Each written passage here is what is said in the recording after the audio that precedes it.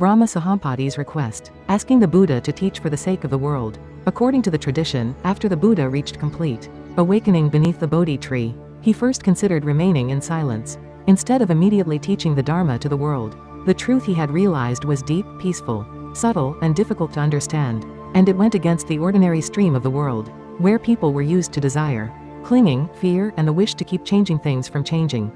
Because of this, the Buddha quietly wondered whether people could truly understand such a profound path, and his silence was not cold or distant, but a compassionate hesitation before speaking, a truth too deep to be spoken lightly. Tonight's story begins in that silence after awakening. The morning beneath the Bodhi tree was calm and soft. Dawn light slowly touched the leaves while the forest rested in a quiet peace.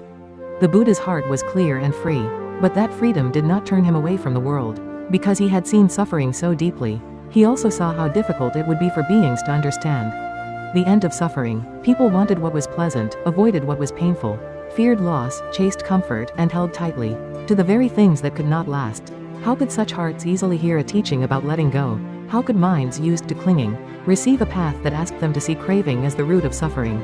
The Buddha did not hurry past these questions. He remained in a deep and careful silence, not because he wished to keep the Dharma for himself, but because he saw how difficult it might be for people to receive it. A precious medicine cannot help if the sick person refuses to take it. Clear water cannot be held by a hand that remains tightly closed. In the same way, even the deepest truth must meet a heart that is ready to listen. According to the tradition, Brahma Sahampati then understood the Buddha's thought.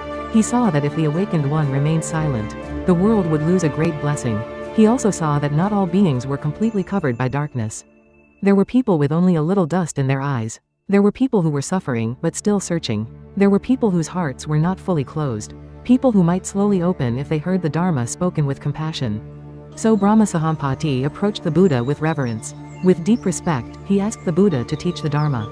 For the sake of the world, he asked him to open the door to the deathless, to let those who could hear the path receive the light of the Dharma. This request was not only the request of one heavenly being. It feels like the suffering of the whole world, quietly reaching toward the Buddha's compassion. It feels like the hidden longing of all beings who do not yet know the path, but still hope for a way beyond confusion and pain. In Brahma Sahampati's request, the hearts of countless beings seemed to be gathered. Those who were lost in desire, those who were tired of sorrow, those who were close to understanding but still waiting for a guiding word. The Buddha listened to this request.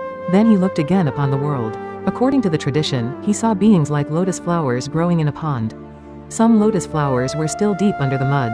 Some were rising through the water, not yet reaching the surface. Some had come close to the top of the water and were waiting for light. And some had already risen above the water, ready to bloom when touched by the sun. In the same way, the hearts of people were not all the same. Some were deeply buried in craving and ignorance. Some felt suffering but did not yet know the path. Some were close enough that the Dharma could begin to open their hearts. And some needed only a few true words to see the way more clearly. The Buddha saw this. The world was not completely closed. Not every heart would turn away from the truth. There were beings who could listen. There were beings whose eyes were not fully covered by dust. There were beings who, upon hearing the Dharma, might begin to understand suffering, its cause, its ending, and the path that leads beyond suffering. Because of this, the Buddha did not remain only in silence. Although the Dharma was deep, he saw that it could still help those who were ready.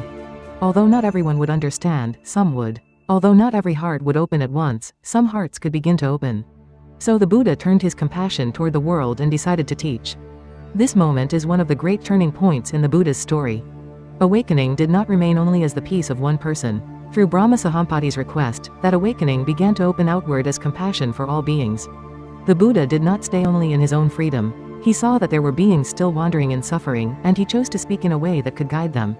The silence after awakening began to turn into the first movement of teaching. Soon, the Buddha would set out to find those who could first receive the Dharma.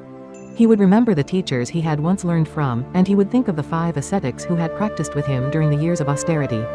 The path that had opened beneath the Bodhi tree would now begin to move toward others. The Dharma would not remain hidden in silence. It would become words, examples, guidance, and a path that people could walk. The first step of that teaching would become the first sermon, the turning of the wheel of Dharma.